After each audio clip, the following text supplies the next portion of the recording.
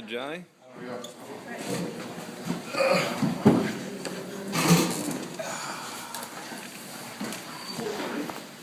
How's it feel to be back in town? Feels good. It's been a while.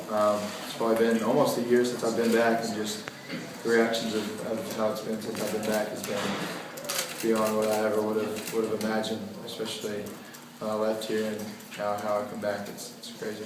Does it still feel like the Kerrville you remembered? Still does. The people here this weekend, coaches, the people that I hung around with, still went to pick up game yesterday with the kids who are in high school and people who I played with before I ever even left to go to school. So still went to Taco Casa and went through the drive-through. Still tried to do everything that I would normally would have always done. That was the whole point of the trip for me, was to come back and try and be welcomed back by the community. Do things that I always used to do. What's been the highlight so far? I got to go. We went out to a ranch last night with all our friends who used to kind of do that all the time and go hunt and just ride four-wheelers and mess around out there and to do that and get to play basketball and be with old friends. It was like a reunion. All guys have come back from all the schools, all the colleges. It's the first time we've all really been back together since being in locker rooms like this. What's the most interesting reaction you've gotten from an old friend or just someone around town spotting you? It hasn't been too bad. I mean, people freak out. Like I get that normal reaction sometimes during the day, but to be in Kerrville and see that, it's been different. Cool. Johnny, you seemed a little embarrassed walking out in the field. I mean, you by yourself. Usually you're surrounded by people. Is this a little embarrassing at times because the attention is all on you because of the trophy? Yeah, it was a little different because, I mean, my success hasn't been just because of me. My success has been because of coaches that were here, because of people who have molded my life here before I ever went to A&M. And it's been because of my teammates last year, my coaches last year. Just that whole process of me growing up, it's been about so much more than just me. Several times, yeah. Have you had a chance to share the trophy with some of your former high school teammates, and what is their reaction? Yeah, I think we're getting ready to go meet up with a bunch of them afterwards. I'll bring it out there and just do whatever they want. We're being good names. I heard you surprised the football team yesterday at school. Yeah, there was kind of some stuff going on where it was kind of where I was just coming in to do this and getting out of town, and I said, you know what, I would love to go back, and I thought it would be here. I didn't know if they'd be lifting or doing whatever, and if I could just come say a few words for a minute. I thought that would be cool, and then guys set it up in a great way to where I could go and sit in the auditorium at the school and sit there and say just a few words, literally a few, and then just said, hey, y'all, ask me whatever y'all want. Don't be shy. Stuff that y'all probably want to know. I was in your seat looking up to guys like Kyle Prater or whoever it was that went off to college before me. What made you want to do that? What spurred that interest in you? Just wanted to. Just thought it would be cool. Just like I told them the other day. This right here has put me in such a big position to change people's lives forever. And after a couple of my trips this summer or throughout this spring, I just came back from a trip from Toronto after spending time with Drake, and after that trip, something about that just changed my life forever. With the number one person that I ever wanted to meet on my bucket list, treat me how he did, and just how that whole trip went for me, I came back just a completely different person. That this right here, in the position I'm in, can change people's lives forever. So I've got contact with Justin Moore, with Brad, compliance, to see what kind of charity stuff can I do, what kind of things could I do to use this as not only a platform for me to meet cool people and do cool things, but to change other people's lives forever. Could you elaborate on how Drake treated you? It was just like every time I walked into a room, if he was sitting over in the corner and I walked in talking to other people, he would get up out of his seat, go out of his way, come up and give me a hug and just say, hey, do you need anything? Do you need anything at all? I remember riding in a car with him on the way to go just to eat dinner. He was somebody that I looked up to so much, just being like we had been friends forever, and just some advice that he shared to me, just don't forget from where you came, don't forget, just stay the same, just try to just do what you do, and then for him to say, hey, I'll come to some games this season if I get the chance, and just for him to treat me that way, for whatever it was, it touched my heart, it changed my life probably forever. What is it about him that has made you such a fan of his? It was just that one person. His music is something that me and my friends always listen to here. And then from there, I mean, I know it's been out in the media a lot lately. I know I talk about it a lot, but after that trip, and how all of his friends and how everybody there, how they treated me, just welcomed me. I talked to his cousin almost every day. We talked every day, and it was just that number one person. Everybody has a number one person on their bucket list that they would want to meet, but one person before that they leave this earth that they would want to meet, and me to do that at the age of 20.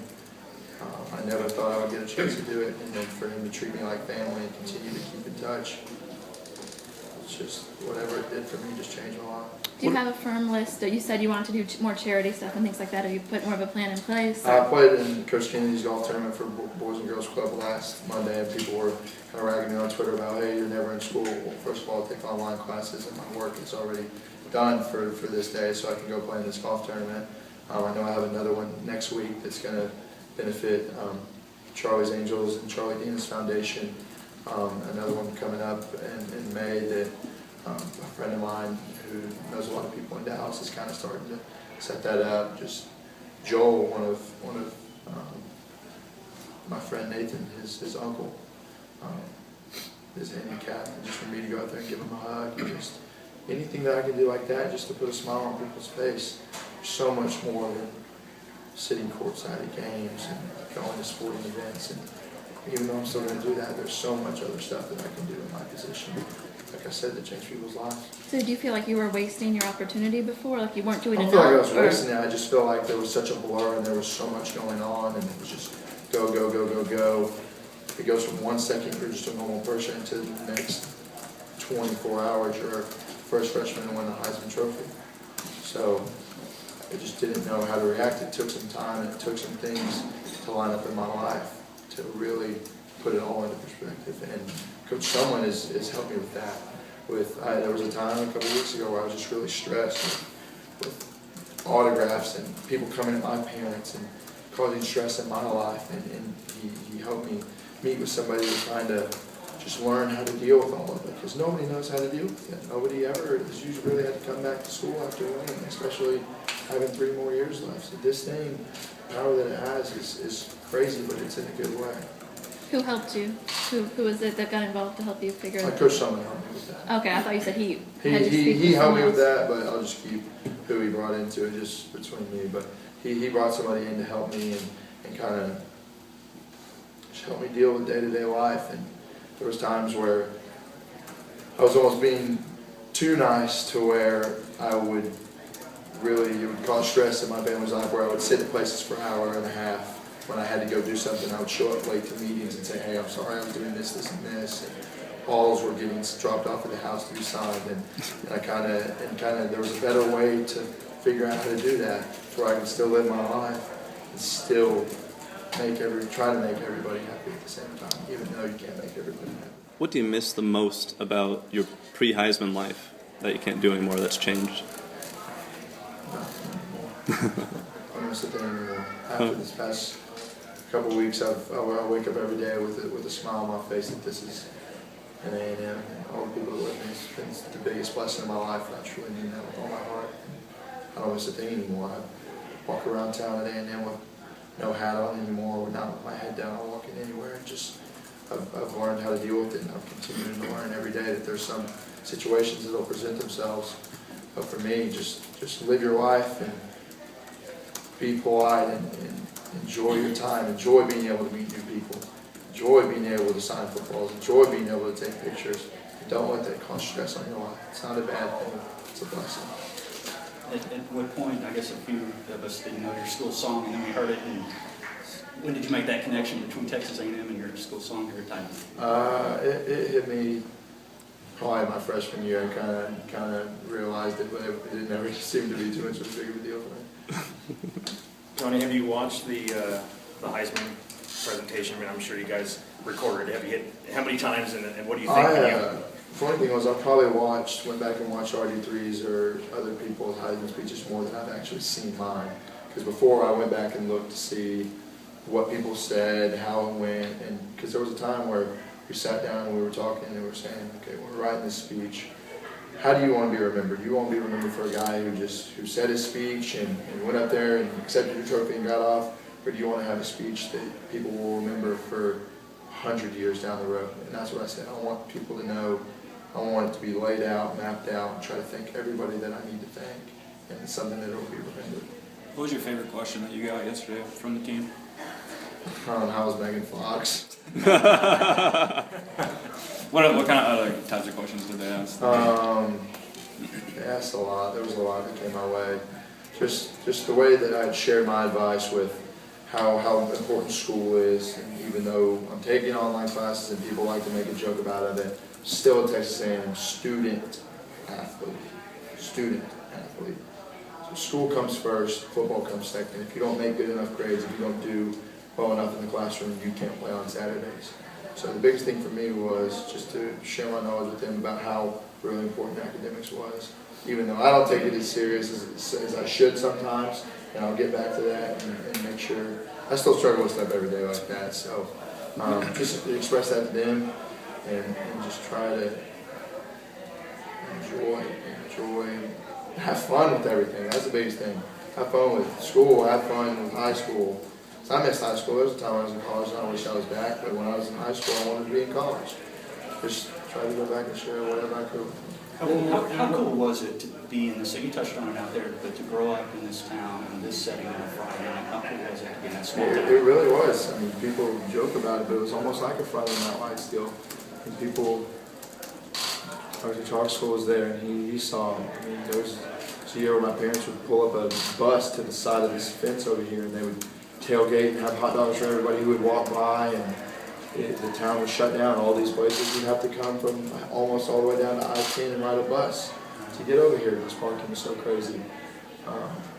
Just to see how it grew from where I was as a freshman to how I was my senior year was unbelievable. What did it mean to you, Johnny, that Julius and Mark did come back and be a part of this special day? It was great. Those guys I still talk to every day. Me and Coach Scott. Funny thing about me and him is we're so similar in so many ways. We go play golf together, and I'm going to try to beat him in the ground, and he's going to try to beat me in the ground. And that's how our relationship's always been. And just for them to be back and say what they said, really speechless. Johnny, you talked to the boys yesterday about TFND, and you explained to them why you put it in your Heisman speech. Do you remember what you said? I don't remember exactly what I said, but I know what Type Fight Never Died meant for me. It was just there's something special about this place. There's something special about Kerrville.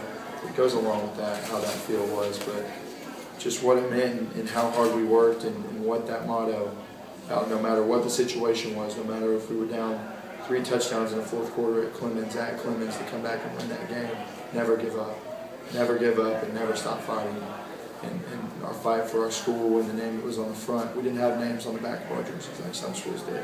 We played for what was on the front of our jerseys. What went into your return to Twitter? No, doesn't seem like a big deal, but people make that into a huge deal. What went into you returning to Twitter? It's fun. Like I said, after I met with that, it's supposed to be fun. I'm supposed to be able to interact with people. People are supposed to be able to interact and ask me questions. And there was a time where, with whatever was going on in the media, with whatever was going on, it was negative. And now I'm on there, and I just thank my followers the other day. Thank you for following me and supporting me and being a fan of me, and just interacting with people. Even though people do say bad things sometimes, I've got strong enough to where I'm saying, hey, you're bitter, you're whatever, you're jealous. I'm sorry. And it's kind of funny to see what they have to say, and for me to reply and kind of call them out on it. I think it's funny. Would you say for a couple months before then you honestly weren't enjoying the moment anymore? I was just so stressful. It brought a lot of stress. It went from, like I said, one day you're just a normal guy, and the next day your life changes forever. And it's hard to adapt to that in 1 month, 2 months, 3 months. It takes some time. It takes certain things in your life to happen to really put things in perspective for you. And I can sit here and say that right now, and tomorrow I'm going to go learn something else. And this next week I'm going to learn something else. The biggest thing about me is I'm going to continue to learn and continue to make sure that I don't make some mistakes from practice. Come back in with a knee. All right. Thanks, John. Thank you, Johnny. Thank you, Johnny.